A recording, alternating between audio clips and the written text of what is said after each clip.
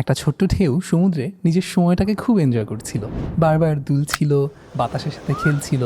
হুট করে সে যখন তীরের কাছাকাছি আসলো, সে খেয়াল করলো সামনের যে বড় ঢেউগুলো সেগুলো তীরে গিয়ে ভেঙে যাচ্ছে একদম। সে প্রচণ্ড আঁতকে উঠলো, চমকে গেল, ভয় পেল এবং পাশের আগের এবং পেছনের ঢেউগুলোকে বলতে শুরু করলো, আমরা তো শেষ, আর একটু পরে আমাদের ভেঙে যেতে হবে, আমরা তো ধ্বংস হয়ে যাব। পাশেই একটা বড় ঢেউ ছিল এবং সেটাও তীরের দিকে এগিয়ে যাচ্ছিল। সেটা সেই ছোট্ট ঢেউটাকে বুঝিয়ে বলল, তুমি কেন নিজেকে ঢেউ ভাবছো? তুমি কেন ভাবছো এখানেই তোমার শেষ? তুমি তো আসলে পানি, তুমি তো এই মহাসমুদ্রের একটা অংশ।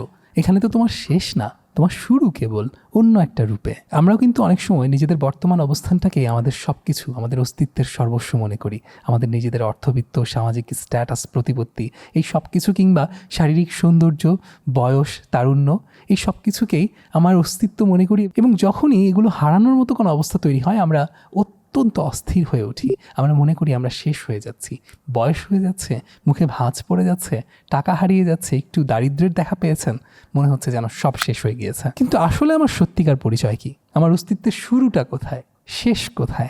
আমার পরিচয় কার সাথে কানেক্টেড? যেই মহান স্রষ্টা সত্যিকার শাশ্বত, যিনি সবসময় টিকে থাকবেন, অবিনশ্বর, আমি তারই একজন সামান্য নগণ্য বান্দা। এই পরিচয়টা কিন্তু কেউ কেড়ে নিতে পারবে না, সব কিছু কেড়ে নিলেও। আর সেটাই কি ভালো থাকার জন্য যথেষ্ট না?